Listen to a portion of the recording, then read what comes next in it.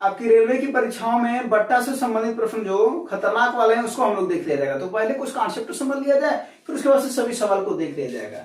एक बात करा जाए कि अगर बात करा जाए कि बट्टा यानी जो इसका चैप्टर का नाम होता है वो क्या होता है, छूट, डिस्काउंट अंग्रेजी में आप बोलते हैं। बोलिए हाँ नहीं, कोई दिक्कत तो नहीं है, ठीक है। इसमें कुछ नाम आते हैं जैसे अंकित मूल्य, मार्केट प्राइस। अब अंकित मूल्य क्या होता है, ठीक ना। फिर उसके बाद से क्या आता है, छूट आता है, डिस्काउंट इसको बोलते हैं। फिर क्या आता है, विक्रय मूल्य आता है, सेलिंग प्राइस, है ना। फिर किसका होता है नाम है, क्रय मूल्य, क्रय मूल्य। फिर उसके बाद से कौन होता है, लाभ या हानि। अब आइए पहले इन नामों को समझ लेते हैं, फिर उसके बाद से कॉन्सेप्ट समझेंगे और उसी कॉन्सेप्ट से पूरा का पूरा सवाल हम लोग सॉल्व करेंगे, ठीक है। अंकित मूल्य क्या होता है, आप जब बाजार में जाते हैं कोई भी चीज खरीदने के लिए, जैसे मान लीजिए आप एक कपड़ा ही खरीदने गए, जीन्स खरीदने आप गए, तो उस पर दुकानदार एक लेबल लगा रहता है, उस पर लिखा रहता है 600 रुपये। जो उस पर छपा हुआ होता है उसी को हम बोलते हैं अंकित मूल्य, यानी मार्केट प्राइस। और इसका एक और नाम होता है छपा हुआ मूल्य या निर्धारित मूल्य भी बोलते हैं इसको, छपा हुआ मूल्य या निर्धारित मूल्य, ठीक है ना। तो जो छपा हुआ मूल्य है जिस पर, वो है आपका अंकित मूल्य। अब उसके बाद से आप जब दुकानदार से कहते हैं कि भाई हमको कुछ डिस्काउंट दो, तो दुकानदार का क्या कहता है कि ठीक है इस पर 20% का डिस्काउंट है। तो जो 20% का डिस्काउंट हमको मिलता है, यानी जो 20% की बात की जा रही है, यानी जो छूट जो हमको मिल रहा है, तो वो अपने को फायदा हो रहा है 20%, यानी 20% की कमी मिल रहा है। यानी 600 दाम था तो 20% कम देंगे, यानी हम ले दे करके दाम का 80% ही देंगे। तो वही 20% अपना क्या है, डिस्काउंट है, छूट है, ठीक है ना। अच्छा, तो एक बात बताइए, यानी ले दे करके उसका दाम था 100%, 20% का डिस्काउंट मिला, तो एक जरा बात बताइए दुकानदार कितने परसेंट में बेचा, तो आप कहेंगे 80% पर। बोलिए हाँ या नहीं। तो दुकानदार 80% पर बेचा और हमने कितने पर खरीदा, तो 80% पर, यानी दुकानदार का विक्रय मूल्य हुआ 80% और हमारा क्रय मूल्य भी हुआ 80%। बोलिए कोई दिक्कत नहीं है। तो जो हम खरीदे हैं, हम कितने में खरीदे हैं, 80%, यानी जो हम क्रय करते हैं वो हमारा क्रय मूल्य होता है और दुकानदार बेचता है, इस वजह से उसका वो विक्रय मूल्य होता है, सेलिंग प्राइस होता है, ठीक है। यानी आप देखिए कि 80% जो है वो दो चीजें हैं, एक क्रय मूल्य किसका, हमारा, हम खरीदने गए थे, और ये क्या है, विक्रय मूल्य, सेलिंग प्राइस किसका, दुकानदार का, यही ना। अच्छा, अब उसके बाद से अगर देखा जाए लाभ या हानि, अब अपने को लाभ या हानि कब पता चलता है कि अपने को लाभ हो रहा है हानि हो रहा है, तो क्रय मूल्य पर पता चलता है ना। अच्छा, एक बात बताइए, मान लेते हैं कि कोई भी चीज 100 रुपए की है, कितने की है, 100 रुपए की है। अगर हम इसको खरीद रहे हैं 120 रुपया में, ठीक है ना। तो एक बात बताइए, 100 रुपए की चीज को अगर 20 रुपया हम एक्स्ट्रा लगा करके खरीद रहे हैं, तो हमारा 20 का नुकसान जा रहा है कि नहीं जा रहा है, तो अपने को 20 रुपए का क्या हो रहा है, नुकसान हो रहा है। लेकिन अगर 120 रुपए की चीज को अगर हम 100 में खरीदते तो अपने को 20 रुपए का फायदा मिल रहा है कि नहीं मिल रहा है ना। तो वो किस पर निर्धारित होता है, तो वो निर्धारित होता है क्रय मूल्य पर, ठीक है ना। तो एक बात यहां पर स्पष्ट करिएगा पूरा का पूरा कि अगर बात करा जाए कि लाभ या हानि किस पर होता है, तो लाभ या हानि सदैव क्रय मूल्य पर होता है, और जो छूट होता है वो हमेशा किस पर दिया जाता है, अंकित मूल्य पर दिया जाता है, ठीक है ना। और एक चीज और निर्धारण करिएगा कि अंकित मूल्य यानी मार्केट प्राइस हमेशा क्या होती है, ज्यादा होती है किससे, कास्ट प्राइस से। आप देखते भी होंगे दुकान पर जब जाते हैं, मान लीजिए एक आप जूता खरीद रहे हैं 500 का, ठीक है ना। आप गए दुकानदार के पास, दुकानदार ने बोला कि ये जूता 500 का है, आपने बोला 450 का दे सकते हो क्या। तो जब वो कहता ठीक है आप ले लीजिए, तो आपको क्या लगता, अरे तो पहले ही बार में मान गया, इसको और कम करना चाहिए था, यही ना करते हैं। तो एक जो बगल वाला जो अपना दोस्त होता है वो क्या करता है कि अगर वो 450 की अगर 400 रुपए में भी आपको देता है, तो भी आपका दोस्त क्या कहता है, अरे ले दे करके दुकानदार को फायदा हुआ होगा। तो दुकानदार को फायदा कब होगा, जब दुकानदार 400 से भी कम में खरीदेगा, तभी तो आपको 400 में दे पाएगा वो, सीधी सी बात है। इसी वजह से क्या होता है कि मार्केट प्राइस कास्ट प्राइस से हमेशा ज्यादा होता है, ठीक है ना। चलिए इस बात का आप देखते भी होंगे, ठीक है ना, कि कुछ ना कुछ तो कमाया ही होगा दुकानदार। तो ये सब बात हो गई कि इसके बारे में जानना ना। अब यहीं से हम लोग एक कॉन्सेप्ट को पढ़ेंगे, ठीक ना, कि अंकित मूल्य पर तो डिस्काउंट दिया जा रहा है, और जो अंकित मूल्य पर जो डिस्काउंट दिया जा रहा है वही विक्रय मूल्य के बराबर हो जा रहा है ना। तो यही हम पढ़ेंगे अभी एक कॉन्सेप्ट, और उसी कॉन्सेप्ट पर सभी सवाल हम लोग सॉल्व किया जाएगा, ठीक है ना। तो आइए उस कॉन्सेप्ट को पढ़ लिया जाए, और ये कॉन्सेप्ट बहुत ही अच्छा कॉन्सेप्ट है। चलिए, तो ये कॉन्सेप्ट क्या कहता है जरा समझते हैं। हमने क्या बोला कि अंकित मूल्य पर अपने को क्या मिलता है भैया, छूट मिलता है, और छूट हमेशा माइनस होता है, बोलिए, है ना, बटा 100। अब एक बात बताओ कि हम जब 600 रुपए अभी बोले थे कि 500 रुपए में जींस खरीदे थे, 20% का डिस्काउंट दिया था, तब जाहिर सी बात है उसको 80 देंगे। तो अब क्या निकालते हैं, 500 का धीरे से निकालते हैं 80%, बोलिए निकालते हैं कि नहीं निकालते हैं। और उसके बाद फिर आप उसको क्या करते हैं, दुकानदार को 400 रुपया देते हैं। तो 400 रुपया क्या आता है, आपका क्रय और दुकानदार का विक्रय। इसका मतलब है कि अंकित पर जो छूट दिया जा रहा है वो कहीं ना कहीं किसके बराबर है, विक्रय मूल्य के बराबर, बोलिए हाँ या नहीं। यानी यही एक सेलिंग प्राइस है ना।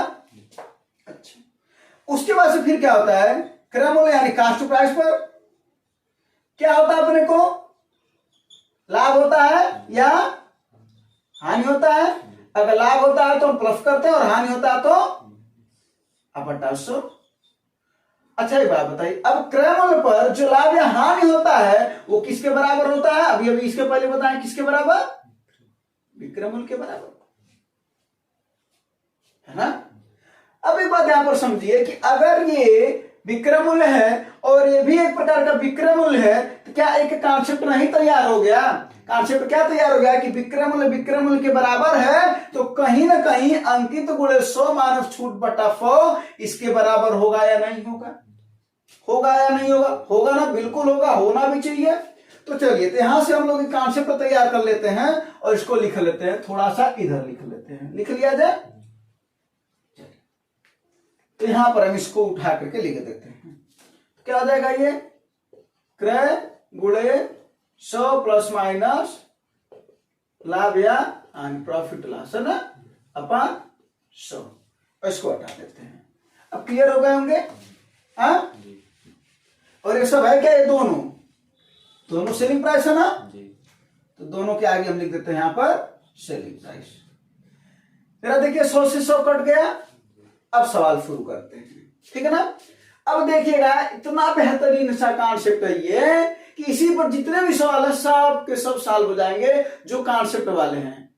अब सबके सब का मतलब पूरी डिस्काउंट नहीं सॉल्व हो जाएगा इसी पर, है ना। हाँ, लेकिन ये मूल कॉन्सेप्ट यही चलता है, और सब इसकी भाषा भी समझ में आएगा कि अंकित मूल्य क्या है, छूट क्या होता है, क्रय क्या होता है, लाभ हानि क्या होता है, इसी पर सब पहले समझा दिए हैं, है ना। तो अब हम इस पर रख लेते हैं। अब इस पर जो सवाल रहेगा उसको हम लोग, अच्छा पता है ये कैसे चलेगा कि कॉन्सेप्ट लगाना है, तो इस सवाल में ना चारों नाम आएंगे, अंकित मूल्य, छूट, क्रय, लाभ हानि में से कोई न कोई एक आएगा। तो समझ लीजिएगा कि यही वाला कॉन्सेप्ट लगाना है। कैसे तरह सवाल देखिए, पहला सवाल लगा लेते हैं, लोग सॉल्व करा जाए। पहला सवाल है कि एक दुकानदार अपने ग्राहक को 20% छूट दे करके भी 25% का लाभ अर्जित करता है, और बस उसका अंकित मूल्य क्या होगा, क्रय मूल्य दुकानदार के लिए 600 रुपया है। देखिए बड़ी अच्छी बात, अंकित मूल्य पूछ रहा है, मान लेते हैं इसको अंकित मूल्य, मार्केट प्राइस पूछ रहा है, बोलिए हाँ या नहीं। डिस्काउंट कितना दे रखा, 20%, यानी 100 माइनस 20 इक्वल टू कितना, 80, यही ना। उसके बाद से क्या है, क्रय मूल्य कितना दे रखा है, 600, गुणे लाभ कितना दे रखा, कर 25% का लाभ हो रहा है, तो 25 जब लाभ होता तो जोड़ते हैं 125, बात खत्म। अब इसी सवाल को आपको सॉल्व करना है, इसके अलावा आपको कुछ नहीं करना है, ठीक है। आइए इसको सॉल्व कर लेते, 0 से 0 कट जाएगा, 4 दूना 8 और 4 15 60, है ना। अब यहाँ पर गुणा कर लीजिए, 15 25 75, 5 आया, 7 बचा, 15 दूना 30 7 37, 3 बचा, 15 खाना 15 3 18, इधर 2 है ना, तो बटा 2 हो जाएगा।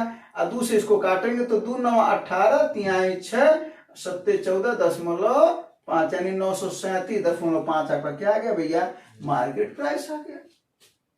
इसी कॉन्सेप्ट पर आया है, जरा देखिए तुरंत के तुरंत आ गया ना।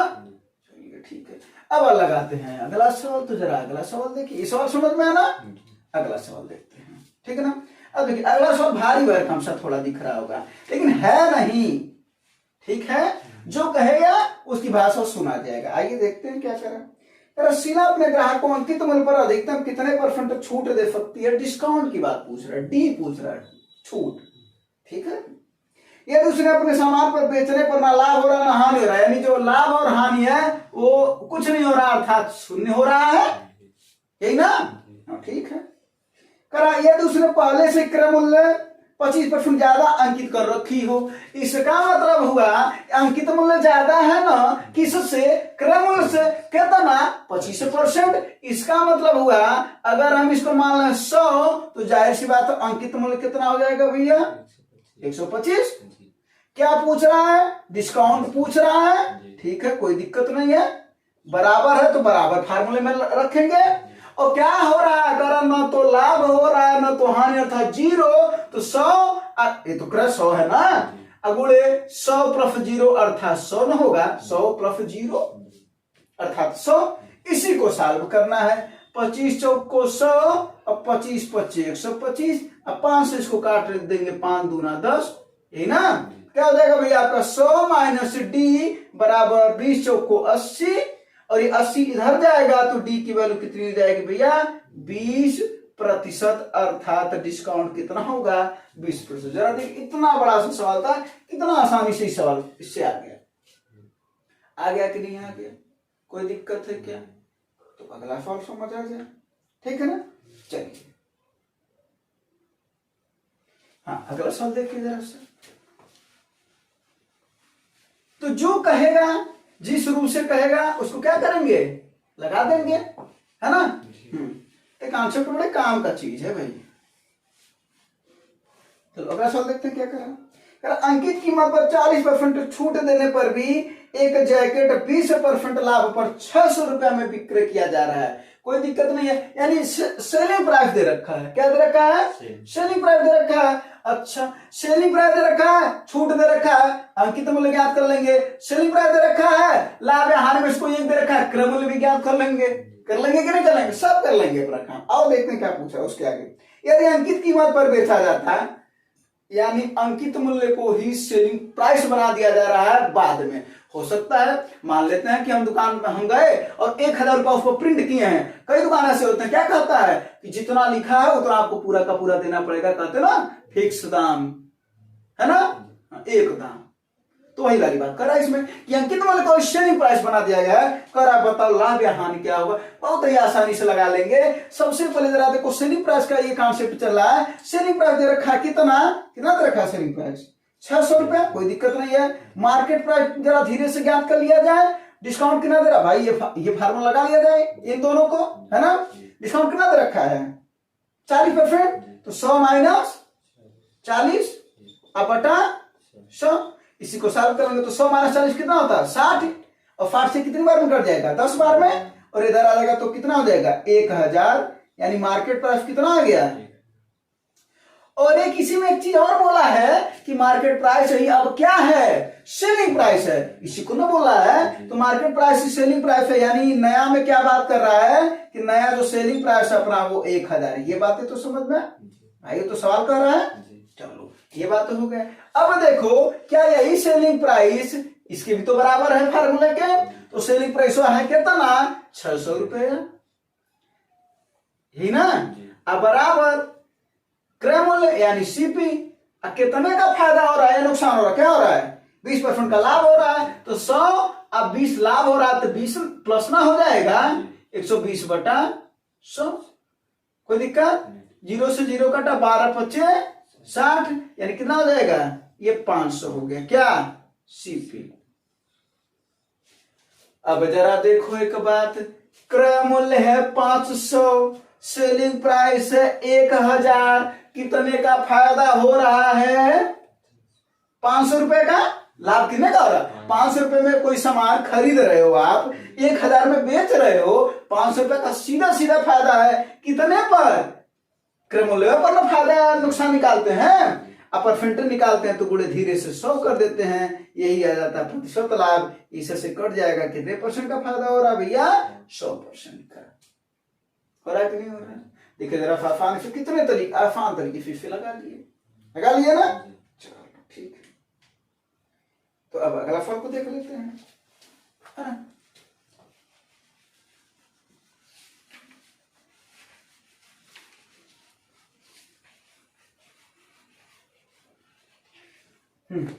अगला फल क्या देखें, करा अपर्णा एक वस्तु पर उसके क्रय मूल्य से 50% अधिक अंकित मूल्य अंकित करती है। वो कोई दिक्कत नहीं है, कर देंगे। यानी अंकित मूल्य क्या है? क्रय से अधिक है, और बता भी चुके हैं अंकित मूल्य अधिक होता है ना। तो क्रय मूल्य अगर हम मान लेंगे कितना 100, तो अंकित मूल्य कितना हो जाएगा भैया? 150। कोई बोला ना 50% अधिक अंकित है, अच्छी बात है। कह रहा है लगभग 10% लाभ पाने के लिए छूट कितनी देनी चाहिए? छूट पूछ रहा है, 100 से 100 तो पहले ही कट गया है, छूट पूछ रहा है 100 माइनस डी बराबर है ना। उसके बाद से क्या कर रहा है? गुणे 100, और उसके बाद से क्या भैया? प्लस क्या हो रहा है? लाभ ना, यानी 10। कोई दिक्कत हो तो बताओ। अब इसी को सॉल्व कर लिया जाए। 50 दूना 100, 50 150, 3 का गुणा कर तो कितना हो जाएगा? 300 माइनस 3d बराबर कितना हो जाएगा? 100 और 10 110, 110 दूना 220, 220 को इधर दे देंगे कितना हो जाएगा? 300 में से 220 घटेगा तो कितना हो जाएगा? 80। अब बराबर माइनस उधर जाएगा तो कितना हो जाता है? प्लस हो जाता है, पता होगा। तो 3 से काट देंगे इसको, कितना हो जाएगा? 3 दूना 6, 2 बचा ना, 3 छक्के 18, फिर 2 यानी 26.66%। ये डिस्काउंट हो गया। छूट कितना है? 26.66%। अब 26.66% नियर अबाउट किसके है? 27 के, क्योंकि ऑफर में नियर अबाउट पूछ रहा है तो 27% मार देंगे, ठीक है ना। एग्जैक्ट में 26.66%, ठीक है ना। चलिए कोई दिक्कत हो तो बताएंगे। एक और सवाल लगा लिया जाए, ठीक है ना।